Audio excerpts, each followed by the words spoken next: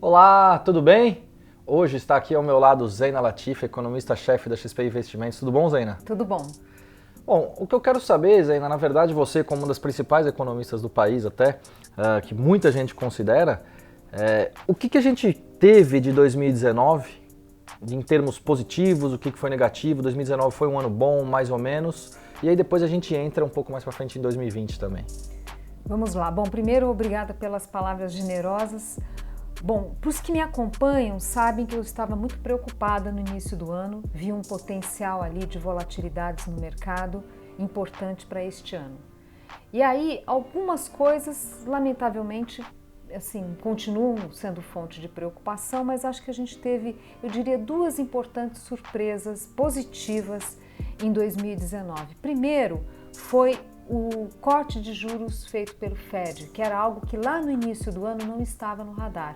Ao longo do primeiro semestre, quando ficou claro isso, ficou clara a sinalização do Fed, usando aqui uma expressão bem basicona, isso foi um sossega-leão para os mercados, porque a gente está falando de um mundo que está desacelerando, um comércio mundial estagnado e até encolhendo. Isso de fato era uma preocupação minha, e isso se consolidou em 2019, mas o fato de ter o corte de juros do Fed ajudou muito a conter volatilidades no mercado.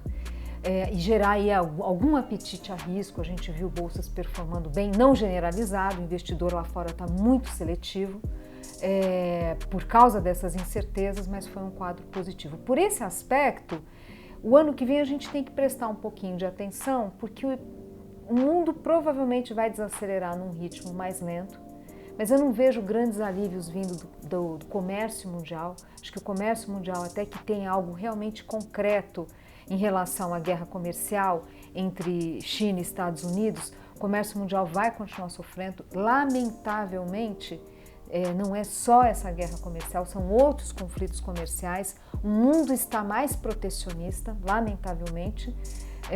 Então a gente vai ter que se preparar para um quadro que o comércio mundial, antes de melhorar, vai piorar. Se o Fed conseguir usar com parcimônia o corte de juros, sinalizar com tranquilidade para os mercados, vai ser uma boa notícia por esse aspecto. Mas temos que monitorar. É muito importante que, uma vez que realmente não tenha mais espaço para cortar juros, que a gente já tenha algum sinal de alento na economia mundial. Pelo menos parar de piorar, já seria uma grande coisa. Então, o cenário internacional, ele não é exatamente negativo, mas a gente tem que olhar com calma, porque realmente tem muitos ruídos ainda, riscos nesse quadro de desaceleração. E internamente eu diria que a principal surpresa, pensando em preços de ativos, foi o comportamento da inflação. A inflação, ela começou o ano muito pressionada. Eu tinha o temor que isso acabasse contaminando mais ao longo do ano. Isso não aconteceu. A gente viu pressão cambial não se traduzindo em pressão de preços. A gente viu a inflação de alimentos elevada no início do ano não contaminou outros preços, que isso é muito comum. A inflação de alimentos sobe, por exemplo, contamina a inflação de serviços. E a gente teve a inflação surpreendendo ao longo do ano, o que, junto com o timing de aprovação da reforma da Previdência, ainda antes do recesso parlamentar pela Câmara, foi o gatilho para o Banco Central iniciar corte de juros, que não era algo esperado no início do ano. Isso foi muito bom para a indústria de fundos, isso foi muito bom para os mercados. Bom, o alerta para o ano que vem é que, mesmo considerando um quadro comportado de inflação abaixo da meta e possivelmente a Selic estável, aqui eu quero depois falar um pouco mais sobre isso, é importante lembrar que já não tem um espaço para cortar juros. Então isso vai exigir mais dos gestores. Essa performance de 2019, obviamente, não vai se repetir em 2020, isso requer um ponto de atenção. Sobre o Banco Central, o cenário que a gente imagina é de manutenção de juros, mas eu não atribuiria por hora elevada probabilidade a esse cenário, né? Porque uma coisa é a gente ter um cenário, outra coisa é você ter confiança que isso de fato vai ter elevada probabilidade de ocorrer. Por quê? Porque a gente vê sinais de recuperação da economia, já começa a haver um descasamento entre o comportamento da demanda, né, do consumo e da oferta da produção industrial. A indústria começa a recuperar, mas provavelmente vai ser num ritmo mais lento pela baixa competitividade da nossa indústria. Temos um parque industrial que está defasado tecnologicamente, a gente está cada vez mais aumentando a participação do importado na nossa cesta, mesmo com o câmbio para cima. O câmbio sobe, era para reduzir a participação do importado, a gente está aumentando, então acho que isso o Banco Central vai monitorar. E essa ociosidade que existe na economia, ela parece ser de baixa qualidade. Então, os números indicam uma ociosidade importante, 4%, 5%, mas a gente vê que é de baixa qualidade. Já começa a haver discussão sobre risco de faltar mão de obra qualificada, e isso, obviamente, é relevante para o Banco Central monitorar.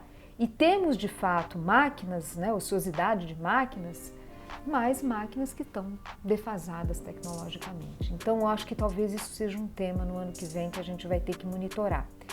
Mas o ponto principal, a gente vai ter aceleração do crescimento. Isso é o fator principal, quer dizer, enquanto o mundo desacelera, a economia brasileira ganha tração. Nós sempre mantivemos uma visão conservadora em relação à PIB em 2019, por causa não só das questões, das fraquezas estruturais da nossa economia depois dessa crise prolongada, mas certamente também porque a gente não estava vendo o canal de crédito reagir como deveria ao corte de juros. Lembrando, a Selic veio de 14,25 para 6,5 no governo Temer, né? E a gente mal colheu os frutos desse relaxamento monetário. O que a gente observa é que, conforme as empresas, as famílias foram melhorando, né, a sua situação financeira, obviamente isso ajudou a destravar a demanda e a oferta de crédito. Bom, o canal de crédito, ele é o mais importante da política monetária.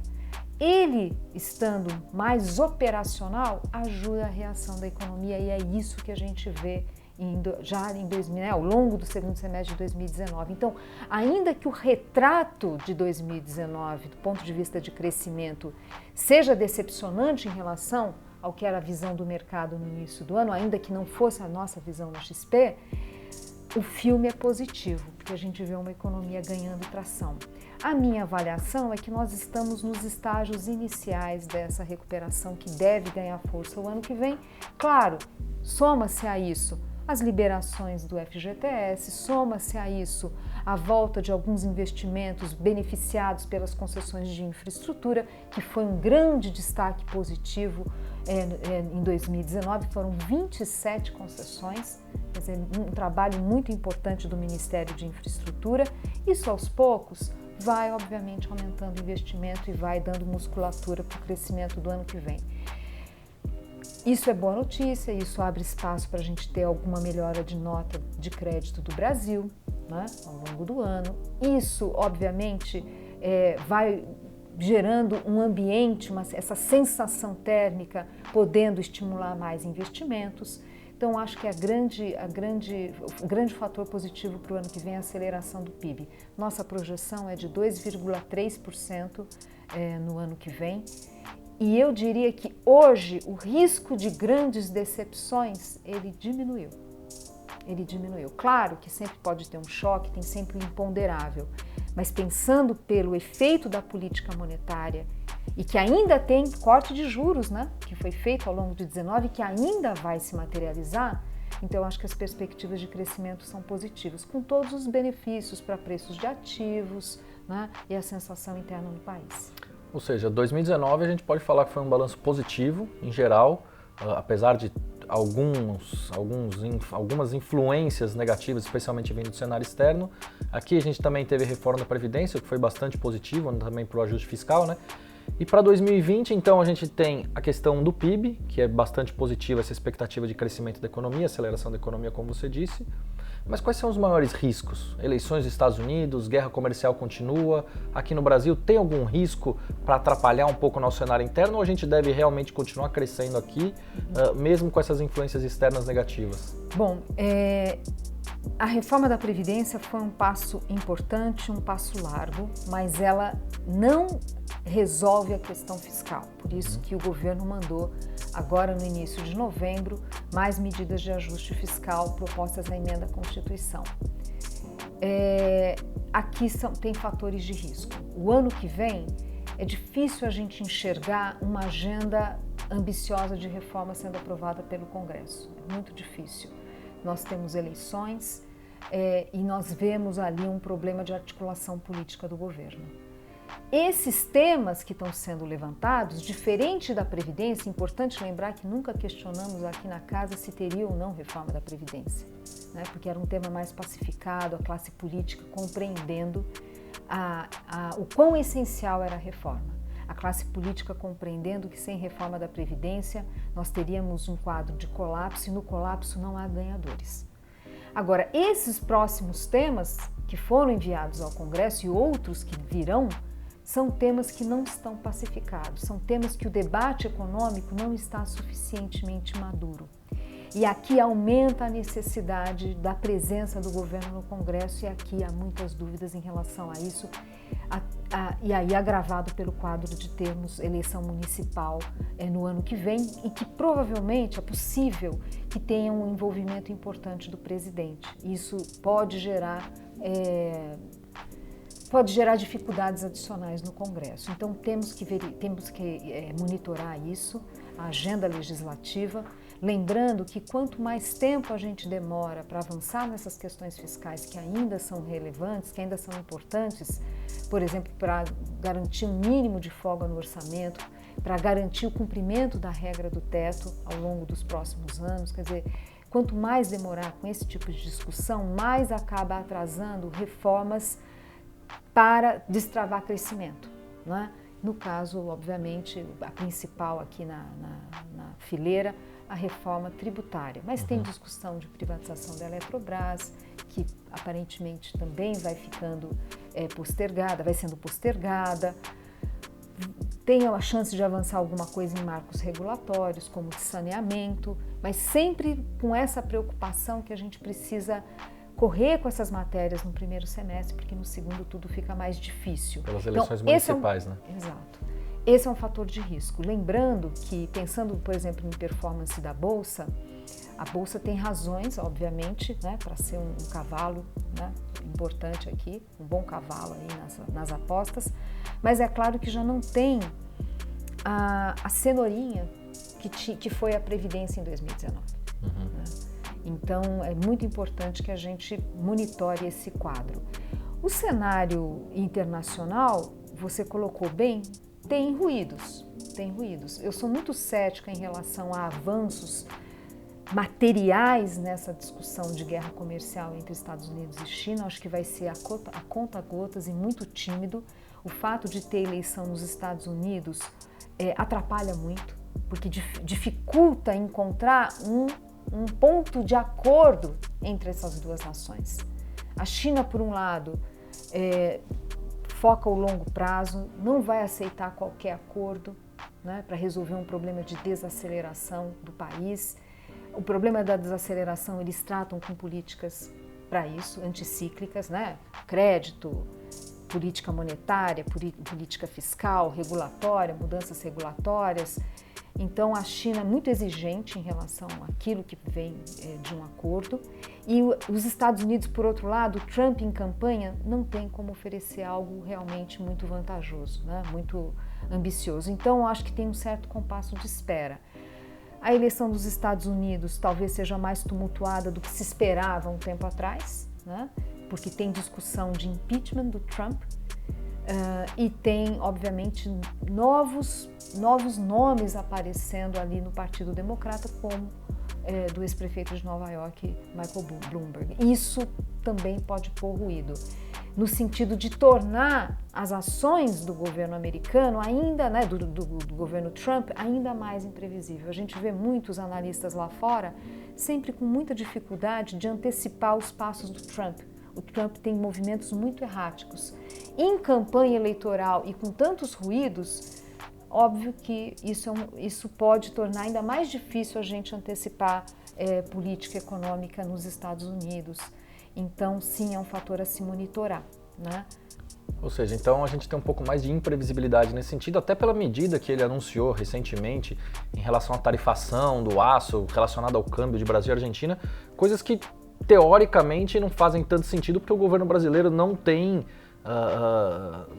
ido diretamente ao câmbio para fortalecer ele, enfim, essas questões que eu acho que vão se tornar muito mais imprevisíveis, como você bem disse, e novos nomes entrando, especialmente no Partido Democrata. Né? Exatamente. É inevitável a gente fazer uma ponte, se ela é correta ou não sei, mas é inevitável a gente ligar os seguintes temas: a aproximação do Bolsonaro com a China e, em seguida, essa retaliação. É inevitável. Então, há uma guerra comercial, isso impacta o Brasil. Por exemplo, vamos pegar o assunto, não só na questão comercial, vamos pegar o assunto do leilão 5G. Os recados das autoridades americanas é muito claro, no sentido do Brasil não adquirir tecnologia chinesa. Né? Alegam que não seria seguro para o país do ponto de vista das informações, segurança das informações. Então o Brasil está meio que no meio de uma guerra que não é só comercial, ela é mais do que isso. Por isso que os analistas lá fora, tem a ver com disputa tecnológica, por isso os analistas, os especialistas lá fora associam a uma nova guerra fria entre esses dois países. Então isso coloca o Brasil numa situação assim que a gente vai ter que ter muita habilidade diplomática para evitar esse tipo de coisa. Então, tem ruídos, isso é inevitável, né? Mas não que seja um quadro exatamente negativo ano que vem. E para a gente finalizar, qual que é a sua expectativa para a Selic, especialmente Selic e inflação para o final de 2020? Bom, a Selic, em princípio, a gente acredita que ficaria estável em 4,25, ou seja, o Banco Central ainda faria mais um ajuste residual no início do ano, e aí ficaria estável. Qual o meu grau de conforto em relação a isso? Não é elevado. Então, como eu disse, uma coisa é você ter um cenário, outra coisa é você atribuir elevada probabilidade a ele. Eu acho que a gente vai ter que monitorar isso com muito cuidado. Eu acho que existe uma probabilidade relevante do Banco Central ter que fazer uma normalização da política monetária. Quer dizer, hoje a política monetária está no campo expansionista, o próprio Banco Central coloca isso há tempos, talvez tenha que reavaliar. Não seria um choque de juros, não seria nada significativo, mas uma normalização. Colocar no ponto morto, né, a política monetária. A inflação, nossa projeção está na casa de 3,8, é abaixo da meta, mas, de novo, talvez a gente possa ter que olhar um pouco com calma, porque essa ociosidade da economia, ela não parece ser de grande qualidade. E tem, obviamente, os riscos que vêm, ainda que isso seja secundário, mas, obviamente, tem um risco da gente ter uma cotação do dólar que pode ainda continuar escorregando para cima. Né? Por que isso? A fraqueza do comércio mundial, ela beneficia em termos relativos os Estados Unidos. A economia americana, ela depende menos do comércio mundial. Então, quando o comércio mundial está fraco, no relativo, os Estados Unidos estão melhor e, portanto, a sua moeda se fortalece. A gente viu isso acontecer nos últimos anos. Uma elevada correlação entre o ciclo, aliás, há uma elevada correlação entre o ciclo do comércio e o ciclo da moeda americana. Claro que, como o Brasil vai estar descolando em termos de crescimento em relação ao resto do mundo, claro que isso ajuda a blindar um pouco essa contaminação do ciclo da moeda americana no mundo, no nosso mercado cambial. Ajuda a blindar um pouco, mas não totalmente. Então, acho que o Banco Central, a tendência é monitorar, né? Eu comentei a questão de estarmos cada vez importando mais. Isso tem gerado uma piora dos saldos comerciais numa velocidade além do que seria o esperado, né? Então, a gente cresce e importa mais. Pois é, estamos importando mais do que era imaginado por causa dessa fraqueza da indústria. Então, são vários temas aqui que eu acho que talvez o Banco Central opte por uma postura mais cuidadosa, conservadora. Mas por hora, enfim, hoje o nosso cenário é de estabilidade da Selic em 4,25, com crescimento de 2,3 e uma taxa de câmbio ali na casa de 4,20. Legal, Zena, eu queria te agradecer. Muito obrigado por gravar, trazer um pouco dessas perspectivas para nós de 2020. Obrigado. Eu que agradeço.